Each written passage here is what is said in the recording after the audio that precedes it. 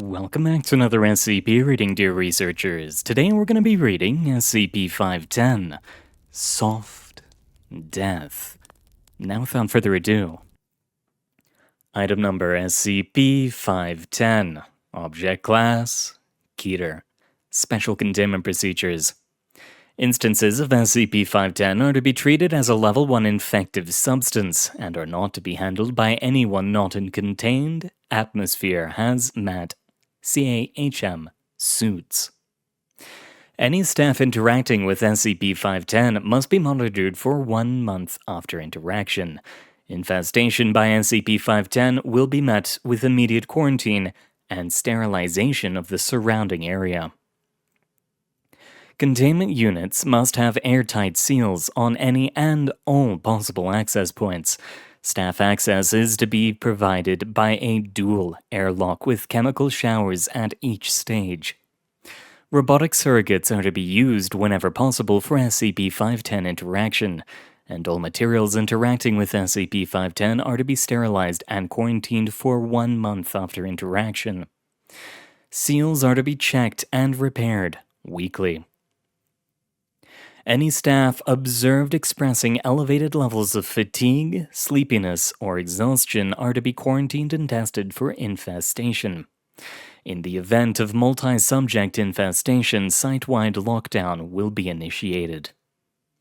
Description: SCP-510 has thus far proven difficult to fully identify. It is possibly a form of microorganism or a form of nanite. The particles of SCP-510 appear to be surrounded by a field that causes a blurring effect even at higher magnification. Tests have come back with wildly varying results, and samples have simultaneously exhibited properties of organic and non-organic matter, as well as properties of solids, liquids, and gases. Current research views it as a form of mold or virus due to its response to high heat and chemical sterilization. SCP-510 infests soft surfaces such as fabric, feathers, hair, or foam, with the ability to remain dormant in such substances for years. If SCP-510 encounters delta waves, typically emitted by humans entering sleep, SCP-510 will activate and begin to infest any nearby organic life. Infestation follows a set progression. See Addendum 84-B, Symptoms and Progression. Most often ending with the death of the infested subjects after 4 to 6 days. SCP-510 appears to prefer mammalian life for infestation, primarily human beings. Attempts to artificially infest other life forms have met with very limited success. Possible applications of SCP-510 and its life support functions are being researched. High heat and highly acidic chemicals have been able to dissolve SCP-510 particles. Dissolved particles leave behind no detectable residue. Addendum Document 84-B, Symptoms and Progression. Stage 1, Infestation. Symptoms: exhaustion, fatigue, sleepiness, general listlessness, itchy eyes, general head pain.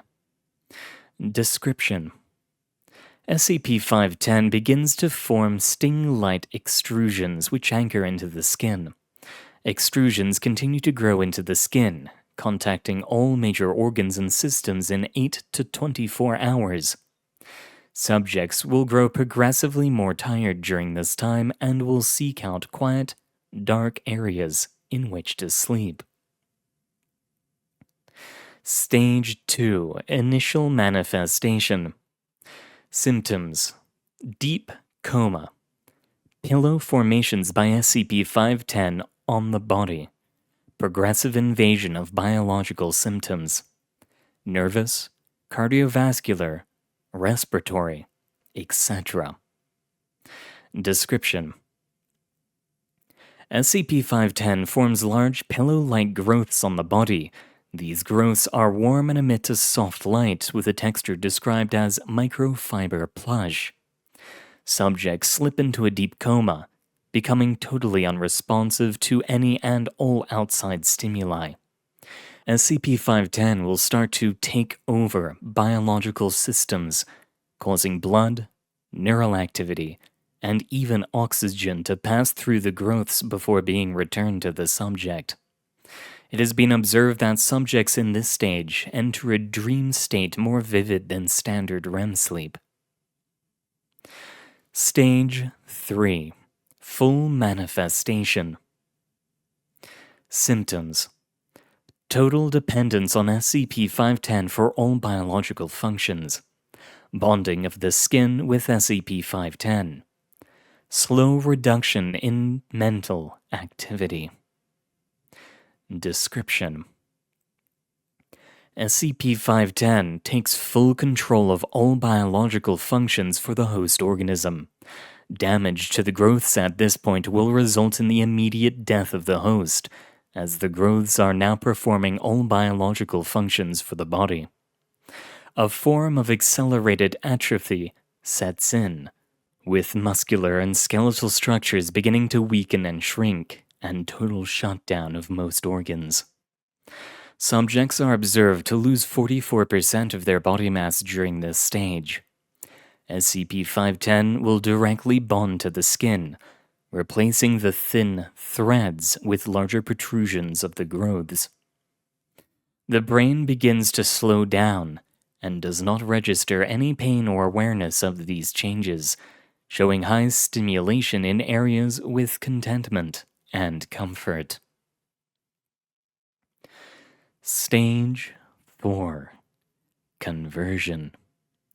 Symptoms: rapid growth of SCP-510, major reduction in host physical mass, absorption of major organs and tissues by SCP-510. Host's brain enters the deep dream state. Description: SCP-510 begins to compromise the basic structure of the body, absorbing organs, skin, bones, and muscles. Subject's mass will be reduced to 1/10 of initial size, with only a few tissues and the brain remaining. The brain enters a state labeled deep dreaming, in which brain activity is reduced to the point that a subject may be declared legally dead. However, brain activity continues, with evidence of some sense of surroundings being recorded. This is remarkable, considering most hosts at this stage are a brain, spinal cord, and a few clumps of tissue encased in SCP-510 growths. Activity in this stage seems to be initially located in comfort and contentment centers, with activity shifting into fear and alarm centers as conversion continues. SCP-510 begins to break down into individual particles on the surface of the growths. Stage 5. Resolution and sporing. Symptoms: absorption of remaining tissues, breakdown of SCP-510 into individual particles. Description: SCP-510 absorbs the remaining tissues, including the brain, over a period of 12 to 14 hours.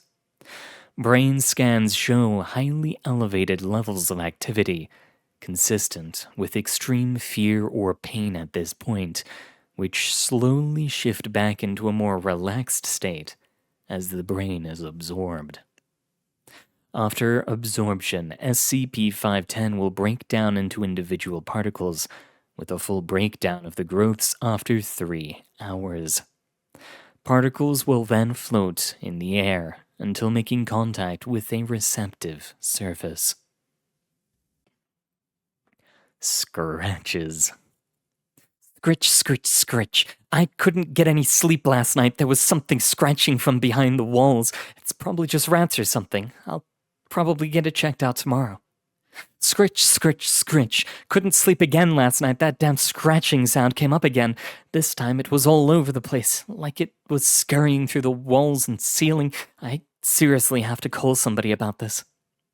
Scritch, scritch, scritch. That damn scratching won't stop. I called over the landlord and an exterminator. They gave my room and the entire floor a thorough inspection, short of knocking a hole through the walls.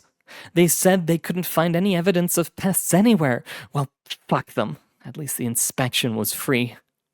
Scritch, scritch, scritch. Fucking hell, it's still there. I borrowed some plastic ceiling spray from one of my neighbors. I'm not sure how he happened to have several cans of the stuff laying around. It just seems to be a bit too convenient. From the way he acted, it looked like this wasn't the first time he's done something like this. Maybe? Nah, just my imagination. I didn't sleep last night. I spent the whole time sealing every possible crack and hole in my apartment.